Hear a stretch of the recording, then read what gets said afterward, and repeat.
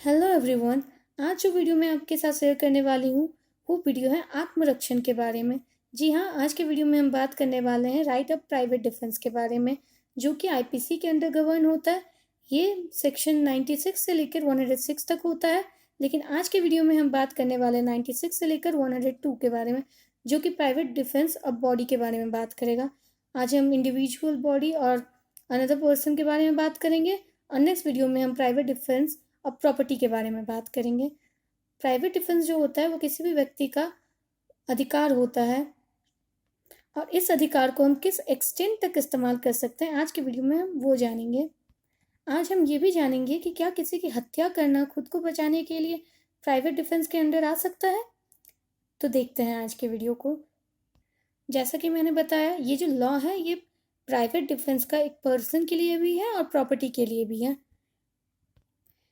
ये आईपीसी के सेक्शंस एक पर्सन को राइट देता है कि वो नेसेसरी फोर्स का इस्तेमाल कर सकता है रॉन्ग डूअर के अगेंस्ट। रॉन्ग डूअर के अगेंस्ट मतलब कि जो ऑफेंडर होता है या फिर जो व्यक्ति आपको चोट पहुंचाने की कोशिश करता है या आपके प्रॉपर्टी को चोट पहुंचाने की कोशिश करता है, वैसे व्यक्ति के अगेंस्ट आपके पास एक राइट होता है जिसमें कि आप अपनी बॉडी को या अपनी प्रॉपर्टी को प्रोटेक्ट कर सकते हैं। और हम इस वीडियो में बात करेंगे कि हम किस एक्सटेंट तक इस बॉडी को या प्रॉपर्टी को प्रोटेक्ट कर सकते हैं। और जब हम बात करते हैं ओन बॉडी, तो हम इसमें किसी और पर्सन की भी बॉडी को इंक्लूड करते हैं। मतलब कि आप खुद की और दूसरे की रक्षा करने के लिए जब प्राइवेट डिफेंस का यूज़ करते हैं या किसी फोर्स का मतलब कि ताकत का इस्तेमाल करते हैं, तो किस हद तक जायज़ है। सो जो राइट ऑफ प्राइवेट डिफेंस है, प्रॉपर्टी में भी और पर्सन में भी, इसके दो बेसिक प्रिंसिपल्स हैं। ये जो होता है ना, ये केवल एग्रेसर के ऊपर ही अगेंस्ट होता है। मतलब कि अगर आप किसी जगह पर खड़े हो और वहाँ 2-3 लोग खड़े हैं, पर उनमें से कोई एक व्यक्ति ही आपको चोट पहुँचा रहा है या आप पर फोर्स का इस्तेमाल कर रहा है, आपको मारने की कोशिश कर रहा है, तो आप उससे ही हार्म करेंगे या आप उससे ही ढकेलेंगे। इसका मतलब ये नहीं कि आप उसके बदले उसके आस-पास जितने भी लोग हैं, उनके साथ भी मारपीट शुरू कर दें। और ये भी बहुत ज़रूरी है कि जो प्राइवेट डिफेंस है वो ऑफेंस नहीं होना चाहिए। इसका मतलब कि आपकी तरफ से कार्रवाई नहीं होनी चाहिए, आपकी तरफ से जवाबी कार्रवाई होनी चाहिए। जब बात आप पर आती है या आपको चोट लगती है, तो आपको रीज़नेबल ही एक्शन लेना है। मतलब कि अगर कोई व्यक्ति आपके पीछे डंडा लेकर दौड़े, तो आपको बंदूक नहीं दिखानी उसे, आपको भी उतना ही अ, अपना पावर या अपना फोर्स यूज़ करना है। तो ये रीज़नेबल होना चाहिए। बंदूक का जवाब बंदूक होना चाहिए। अगर ऐसे एग्जाम्पल लिया जाए तो डंडे का जवाब बंदूक नहीं होना चाहिए। और ये सारी बातें एक्सट्रीम केस में होनी चाहिए, जब आप बिल्कुल मजबूर हो तभी आप इसका इस्तेमाल कर सकते हैं। आपको इस बात का ख्याल रखना है कि आपको ऑफेंसिव नहीं होना है, आपको डिफेंसिव ही रहना है। वही बात सेक्शन 96 भी कहता है कि जब आप प्राइवेट डिफेंस में कोई काम करते हैं तो आपको ऑफेंसिव नहीं होना है। आपको उतना ही अपना राइट, उतना ही अपना फोर्स यूज़ करना है जितने में आप उस सिचुएशन से बाहर निकल सकते हैं, आप उस व्यक्ति से बच सकते हैं। अब आप सोच रहे होंगे कि आपको कैसे पता होगा कि किस एक्सटेंट तक मारना या प्राइवेट डिफेंस में फोर्स का इस्तेमाल करना जस्टिफाइड है और किस लिमिट तक नहीं है। तो इसके लिए आईपीसी में सेक्शन 99 है। सेक्शन 99 हमें ये बताता है कि कितना हमें डिफेंस का यूज़ करना है, मतलब कितना फोर्स, कितना हमें सामने वाले को चोट पहुंचानी है जिस चोट से ये एक्सटेंड नहीं करेगा रीजनेबल को। मतलब कि अगर कोई व्यक्ति आपको चोट पहुंचाता है, तो आप उसे कितना चोट पहुंचाए कि आप वहां से भाग जाए या वहां से बच सके। अगर कोई व्यक्ति आपको थप्पड़ मारता है, तो उसके बदले में आप उसके हाथ को रोकिएगा, ना कि उसके हाथ को काटिएगा। इस बात का आपको ख्याल रखना है। यही 99 बताता है। अब जो 97 है सेक्शन, वो हमें ये बताता है कि हर व्यक्ति के पास राइट होता है कि वो एक प्रॉपर्टी को और किसी पर्सन को या खुद को डिफेंस कर सकता है, खुद को बचाने के लिए ताकत का इस्तेमाल कर सकता है। बट ये 99 सेक्शन के लिमिट्स को क्रॉस नहीं करना चाहिए।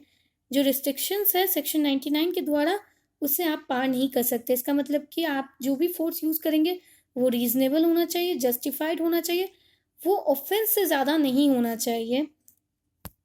सो आप जैसे कि स्लाइड में देख सकते हैं कि प्राइवेट डिफेंस के अंदर क्या क्या आता है। आप खुद की बॉडी को बचा सकते हैं, आप किसी और की बॉडी को बचा सकते हैं, मतलब कि आप खुद को एज अ पर्सन बचा सकते हैं, आप किसी और को एज अ पर्सन बचा सकते हैं। ऐसे किसी भी ऑफेंस के अगेंस्ट जो कि ह्यूमन को अफेक्ट कर सकता है, मतलब ऐसे किसी भी चोट के अगेंस्ट जो आपको पहुंच सकती है या आपको लग सकती है। अच्छा, जब मैं यहाँ प्रॉपर्टी की बात करती हूँ तो ये मूवेबल और इमूवेबल दोनों प्रॉपर्टी की बात कर रही हूँ। इसका मतलब कि किसी का ज़मीन है तो वो भी प्रॉपर्टी है, और किसी की अगर गाड़ी है तो वो भी प्रॉपर्टी है। और यहाँ पर भी आप खुद की गाड़ी प्रॉपर्टी, फॉर एग्जांपल, मतलब खुद की भी प्रॉपर्टी को प्रोटेक्ट कर सकते हैं और दूसरों की प्रॉपर्टी को भी प्रोटेक्ट कर सकते हैं। अब जब बात प्रॉपर्टी की आती है तो आप प्रॉपर्टी में किस किस घटनाओं से सेल्फ डिफेंस का इस्तेमाल कर सकते हैं। इसका मतलब कि खुद के और किसी और की प्रॉपर्टी को आप इन चीज़ों से बचा सकते हैं: थीप से, रॉबरी से, मिसचीफ से, क्रिमिनल ट्रेसपास से। जैसे कि थीप मतलब चोरी होता है, रॉबरी मतलब डकैती होता है, मिसचीफ भी रॉबरी का ही एक सब पार्ट है जिसे आप डकैती ही मान सकते हैं। क्रिमिनल ट्रेसपास होता है, मतलब कि बिना परमिशन के किसी और की प्रॉपर्टी में घुस जाना। और किसी भी तरह की चोरी करने की कोशिश को भी, क्रिमिनल ट्रेसपास की कोशिश को भी, मतलब कि अगर कोई व्यक्ति किसी के घर में घुस चुका है तब भी आप उसे रोक सकते हैं। या अगर आप किसी व्यक्ति को देख रहे हैं कि वो किसी के घर में घुसने की कोशिश कर रहा है और आप समझ पा रहे हैं कि उसका इंटेंशन सही नहीं है, तो भी आप उसे रोक सकते हैं। और उसे रोकने में जो ताकत आप इस्तेमाल करेंगे, वो ताकत जो होगी उसे डिफेंस ही माना जाएगा। अब हम बात करेंगे डिटेल में सेक्शन 99 के बारे में, ताकि आपके डाउट सारे क्लियर हो जाएं। अब 99 जो है वो एक्सेप्शन है। इसका मतलब कि 99 हमें ये बताता है कि प्राइवेट डिफेंस किस किस चीज़ों में हमें नहीं मिलेगा। तो सबसे पहले तो पब्लिक सर्वेंट्स के अगेंस्ट हमें प्राइवेट डिफेंस नहीं मिलेगा। बट इसमें भी कंडीशन है, अगर पब्लिक सर्वेंट मतलब कि कोई भी ऐसा व्यक्ति जो कानून के द्वारा भेजा गया हो, चाहे वो पुलिस हो, चाहे वो एडमिनिस्ट्रेटिव ऑफिसर हो, वो अगर अपने गुड फेथ में, अपने पोजीशन में, अपने रिस्पॉन्सिबिलिटी और ड्यूटी जो से वो काम मिला है उस काम में फोर्स का इस्तेमाल कर रहा है, तो ये जस्टिफाइड है। लेकिन अगर वो उस काम के अगेंस्ट किसी और काम में अपने फोर्स का इस्तेमाल कर रहा है तो वो जस्टिफाइड नहीं है, तो इसका एक्सेप्शन है। इसका मतलब कि अगर कहीं लोग इकट्ठा हुए हैं और वो बातें कर रहे हैं कोविड के सिचुएशन में, तो पुलिस को राइट है कि वो वहाँ जाए, उन पे फोर्स का इस्तेमाल करे, पहले समझाए फिर फोर्स का इस्तेमाल करे और उन्हें उस जगह से हटाए। लेकिन वही जब कोविड का सिचुएशन नहीं था, जब नॉर्मल सिचुएशन था और कोई कॉमन ग्रुप कन्वर्सेशन कर रहा है और वहाँ पुलिस आकर बिना किसी रीज़न के उन्हें हटा रही है, जब लॉकडाउन नहीं होता है, तब उसे अनरीजनेबल कहा जाएगा। सो पुलिस भी फोर्स वहीं इस्तेमाल कर सकती है जहाँ वो रीज़नेबल है।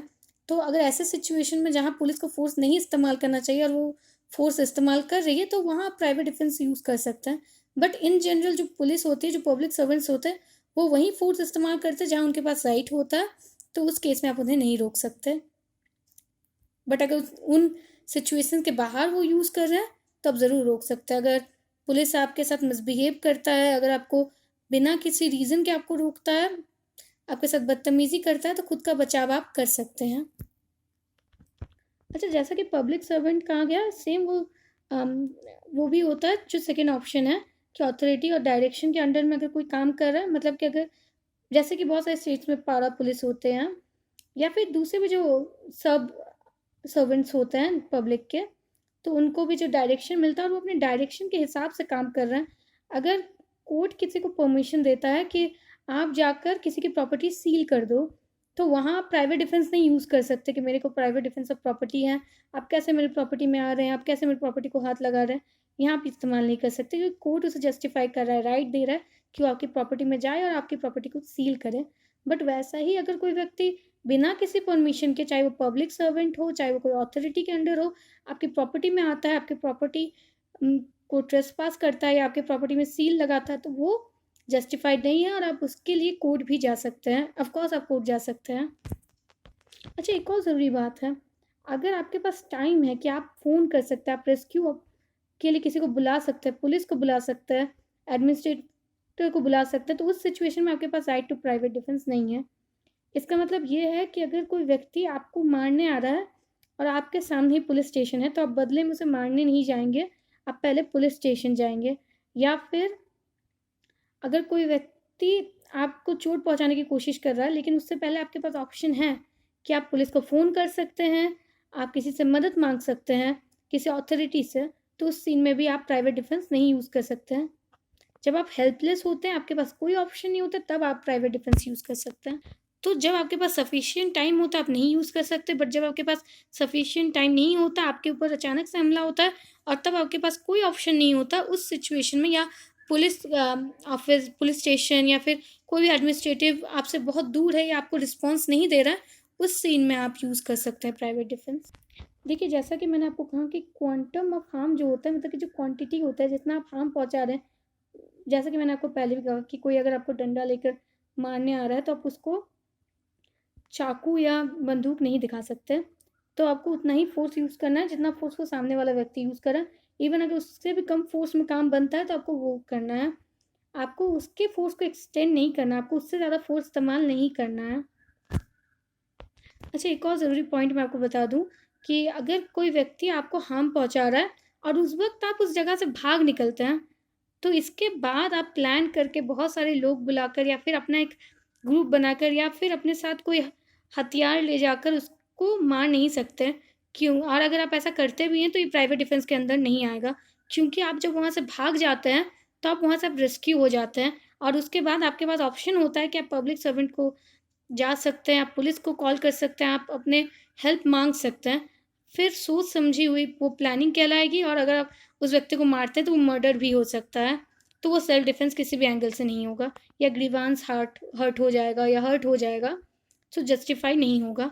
सो अगर कोई व्यक्ति आपको मार रहा है और आप वहाँ से भाग निकलते हैं, फिर आप वहाँ वापस जाकर उसके जवाब नहीं दे सकते, उसके साथ मिसबिहेव कर नहीं सकते, तो आप ऑफेंसिव हो जाएंगे और वो डिफेंसिव कहलाने लगेगा। अब आपको ये लग रहा है कि क्या किसी का खून करना सेल्फ डिफेंस में आ सकता है? क्योंकि हम ये तो जानते हैं कि किसी को चोट पहुंचाना सेल्फ डिफेंस में आ सकता है, किसी को गंभीर चोट पहुंचाना भी सेल्फ डिफेंस में आ सकता है, लेकिन क्या खून आ सकता है? तो जी हाँ, आप किसी का खून भी कर सकते हैं सेल्फ डिफेंस में। इसका जो प्रोविज़न है वो सेक्शन 100 में है आईपीसी के। तो सेक्शन 100 जो है वो 4 कंडीशंस कहता है जिसमें आप किसी का खून तक कर सकते हैं, खुद को बचाने के लिए या किसी को बचाने के लिए या किसी प्रॉपर्टी को बचाने के लिए। तो वो कंडीशंस क्या है? तो जैसा कि मैंने आपको पहले पॉइंट में बताया था कि अगर कोई व्यक्ति आपको मार रहा है तो आप उस जगह से भाग कर आते हैं और उसके बाद आप अपना अपने साथ कुछ हथियार लेते हैं, कुछ आप ऑफेंसिव चीज़ें लेते हैं, चाहे वो गन हो, कोई भी चीज़ हो, चाहे वो कुछ भी ऐसा जो दूसरे को चोट पहुंचा सकती है। और as a sense of encounter, मतलब कि आप उसे जवाबी कार्रवाई में आप फिर जाते हैं पूरी तरह से प्रिपेयर होकर उस व्यक्ति को जवाब देने, उस व्यक्ति पे हमला करने। तो उस सीन में आप किसी भी व्यक्ति को नहीं मार सकते, क्योंकि उसके उस सीन में आपके पास वक्त होता है जिस वक्त में आप मदद मांग सकते हैं, जो कि सेक्शन 99 हमें बताता है। वो सारे कंडीशंस आपके पास अवेलेबल हो जाते हैं। इसीलिए एनकाउंटर में जो किया हुआ होता है वो डिफेंस एक्चुअली ऑफेंस बन जाता है और उस ऑफेंस में आप नहीं इस्तेमाल कर सकते। तो इस बात का आपको ख्याल रखना होता है। इसलिए ऐसा कोई फॉल्ट नहीं होना चाहिए, मतलब कि वो एकदम से होना चाहिए, जो भी वो इंसिडेंट होना चाहिए, मतलब जो आपने सेल्फ डिफेंस में व्यक्ति का जान लिया होता है तो बहुत ही सडन होना चाहिए, वो प्लान्ड नहीं होना चाहिए, वो इंटेंशनल नहीं होना चाहिए। सेकेंड चीज़ ये है कि जब आपको ऐसा लगे कि ये जो सामने वाला व्यक्ति है वो आपकी जान ले सकता है और आपको बहुत हद तक चोट पहुंचा सकता है, उस व्यक्ति के कारण आपको गंभीर चोट लग सकती है या लग चुकी होती है, तो उस केस में अपने आप को बचाने के लिए आप सेल्फ डिफेंस में सामने वाले व्यक्ति को मार सकते हैं। दूसरा तब जब आपको पता है कि आपके पास कोई सेफ्टी नहीं है, आपके पास कोई उपाय नहीं है और वहाँ से भागने का आपके पास कोई चारा नहीं है, ऐसे केस में भी आप सेल्फ डिफेंस में सामने वाले व्यक्ति को मार सकते हैं। दूसरा ये, जब आपको लगता है कि उस व्यक्ति का जान ना लिए आप बाहर नहीं निकल सकते, अगर आपको खुद को बचाना है तो आप या किसी और को बचाना है तो आपको सामने वाले व्यक्ति को मारना ही होगा। ऐसे सेंस में भी आप ये कर सकते हैं, मतलब कि जब आपको ऐसा लगे कि वो व्यक्ति आपकी जान ले सकता है या जान लेने की कोशिश कर रहा है, वो आपको बहुत गंभीर चोट पहुंचा रहा है या पहुंचाने की कोशिश कर रहा है, वहाँ से भाग जाने का या वहाँ से बचने का कोई उपाय नहीं है, और अगर आप उसकी जान ना ले तो आपकी जान जा सकती है और आपके पास सोचने समझने का या भागने का, बचने का, किसी से मदद मांगने का कोई चारा नहीं होता। मैं यहाँ आपको कुछ स्लाइड्स में एग्जांपल्स दिए हुए हैं जो आप देख सकते हैं कि आप क्या क्या इस्तेमाल कर सकते हैं। तो मैं आपको बताऊं तो कुछ ऐसा कि अगर कोई व्यक्ति पे एसिड फेंकने की कोशिश कर रहा है, और अगर कोई व्यक्ति आप पे एसिड फेंक चुका है, ऐसे हाल में आप उसकी जान ले सकते हैं। मैं स्पेशली ये बात लड़कियों को कहना चाहूँगी कि आप लोग सेल्फ डिफेंस में ऐसे किसी सिचुएशन में अगर आप फंसते हैं तो पहली कोशिश ये करें कि आप वहाँ से बच निकले, और अगर आपको ऐसा लगता है कि वहाँ से बचा नहीं जा सकता तो आप अपने राइट्स का फुल यूज़ करें। आप ऑफेंसिव बन सकती हैं। ऑफेंसिव इसलिए क्योंकि उस वक्त आपके पास और कोई ऑप्शन नहीं होता, तो offence is the best defence इस सेंस में होता है। क्योंकि अगर वो व्यक्ति आप पे एसिड फेंकता है या आप पे एसिड फेंक चुका होता है तो वो आपको एक बहुत बड़ा लॉस देने वाला होता है, इसलिए आप उसकी जान ले सकते हैं। अगर वो व्यक्ति आपका रेप करता है, अगर वो व्यक्ति आपकी रेप करने की कोशिश करता है, ऐसे केस में भी आप सामने वाले व्यक्ति को जान ले सकते हैं। अगर वो व्यक्ति आपका किडनैपिंग कर रहा है, एब्डक्शन कर रहा है, एब्डक्शन मतलब अपने कंट्री से या अपने स्टेट से किसी और स्टेट में ले जाना, किडनैपिंग मतलब वहीं रखना, तो किडनैपिंग या एब्डक्शन कोई ऐसा कर रहा है, तो इन सारे सिचुएशंस में आप सामने वाले व्यक्ति की जान ले सकते हैं। और अननेचुरल लस्ट में भी आप इस्तेमाल कर सकते हैं, मतलब ये भी रेप का सब पार्ट है अगर देखा जाए तो ये सारी सिचुएशन में आप ये इस्तेमाल कर सकते हैं। ये लड़के और लड़की दोनों के लिए मैं कह रही हूँ कि जब भी आपकी लाइफ में ऐसा कोई सिचुएशन आए तो आप अपने जवाबी कार्रवाई ऐसी कर सकते हैं, आप सामने वाले व्यक्ति को जान ले सकते हैं। अगर वो को गंभीर चोट पहुंचाए तब भी आप ऐसा कर सकते हैं। और जिस तरह से रेप के, एसिड अटैक्स के केसेस बढ़ रहे हैं, मेरे हिसाब से offence is the best defence. आप ज़रूर जवाब दें।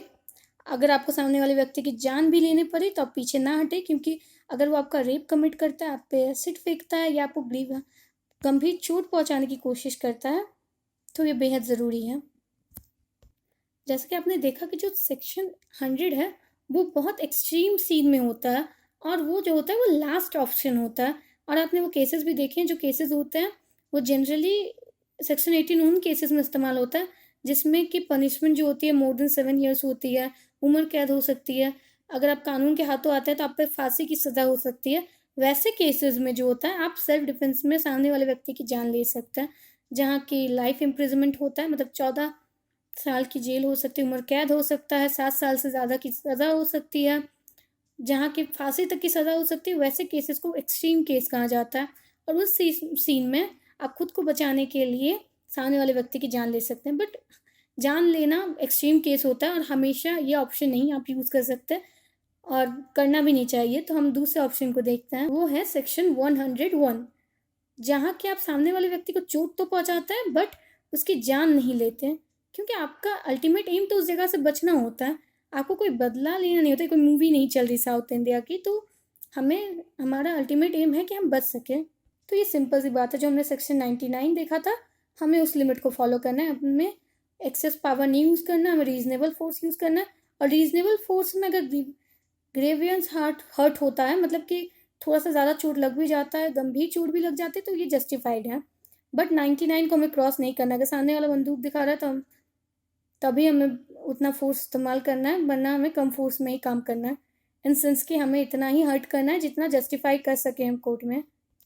तो 102 जो है वो हमारा सेल्फ डिफेंस का लास्ट सेक्शन है। उसके बाद हम आ जाएंगे प्रॉपर्टी के सेल्फ डिफेंस पे। तो ये बॉडी का सेल्फ डिफेंस का लास्ट सेक्शन है। तो जो सेल्फ डिफेंस होता है, ये सेक्शन 102 बहुत इंपॉर्टेंट है। यहाँ ये कहा गया है कि जब तक आप पे कोई अटैक ना हो ना, तब तक आप रिएक्ट नहीं कर सकते। आपको डिफेंसिव रहना है, मतलब कि हमला सामने वाले से होना चाहिए, आप पहले हमला नहीं कर सकते। इसका मतलब कि अगर कोई व्यक्ति आप पे चोट पहुंचाता है तभी आप उसे बदले में चोट पहुंचा सकते हैं, खुद को बचाने के लिए, ना कि आपको ऐसा लगता है कि सामने वाला व्यक्ति आपको चोट पहुंचा सकता है तो ये सोचकर अगर आप पहले ही उसे हमला कर देंगे तो ये जस्टिफाइड नहीं है और आपको कानून कोई मदद नहीं करेगा। तो सेल्फ डिफेंस जो होगा ना, वो हमेशा डिफेंसिव होना चाहिए, ऑफेंसिव नहीं होना चाहिए। इस बात का ख्याल रखें। सामने वाला व्यक्ति आप पे हमला करता है तब आप खुद को बचा सकते हैं, तब वो रीजनेबल है।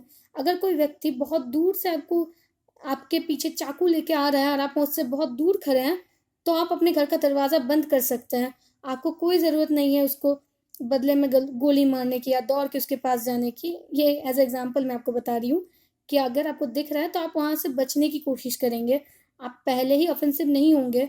यही सेक्शन 102 बताता है कि हमें पहले अटैक नहीं करना है। प्राइवेट डिफेंस तभी अराइज होता है जब हम डिफेंसिव होते हैं, जब हम रिटर्न में जवाब देते हैं, ना कि वो भी बचने के लिए, ना कि हम जब इनकाउंटर करने के लिए सामने वाले व्यक्ति को। फॉर एग्जाम्पल जैसे यहाँ लिखा हुआ है कि attempt to commit the offence through the offence may not be have been committed. इसका मतलब कि ऑफेंस जो कमिट हुआ ही नहीं है, आपको बस ऐसा लगता है कि सामने वाला व्यक्ति ऐसा कर सकता है, तो उसमें आप प्राइवेट डिफेंस का इस्तेमाल नहीं कर सकते और वो प्राइवेट डिफेंस के अंडर गवर्न भी नहीं होगा। तो आपको इसमें बेसिकली याद रखना है कि 99 क्या होता है, आप किस एक्सटेंट में डेथ को भी प्राइवेट डिफेंस में इस्तेमाल कर सकते हैं। इसका मतलब जो सेक्शन 100 है और जो सेक्शन 102 है, ये हमें ये बताता है कि हम ऐसा कुछ पहले हमें डिफेंसिव ही रहना है, हम ऑफेंसिव नहीं हो सकते। अगर अटैक नहीं होता और हम अटैक पहले करते हैं, हम अगर पहले ही जवाबी कार्रवाई करते हैं, तो हमारा ये कार्रवाई प्राइवेट डिफेंस के अंडर गवर्न नहीं होगा। 96 और 97 हमें ये बताता है कि प्राइवेट डिफेंस क्या होता है, प्राइवेट डिफेंस ऑफ बॉडी क्या होता है, प्राइवेट डिफेंस ऑफ प्रॉपर्टी क्या होता है। प्राइवेट डिफेंस हम खुद की भी और दूसरों की भी कर सकते हैं, दूसरों की प्रॉपर्टी की भी कर सकते हैं, खुद की प्रॉपर्टी की भी कर सकते हैं। 97 हमें ये बताता है कि प्राइवेट डिफेंस के एक्सटेंट क्या क्या है। मैं उम्मीद करती हूँ कि आपको ये वीडियो अच्छी लगी होगी। हमारा जो नेक्स्ट पार्ट होगा वो प्राइवेट डिफेंस ऑफ प्रॉपर्टी के बारे में होगा, और वो वीडियो इससे से ही सिमिलर है, बस थोड़े चेंजेस है उसमें, और उसके एक्सटेंट जो है वो थोड़े से लिमिटेड है। तो मैं उम्मीद करती हूँ ये वीडियो आपके काम आई होगी।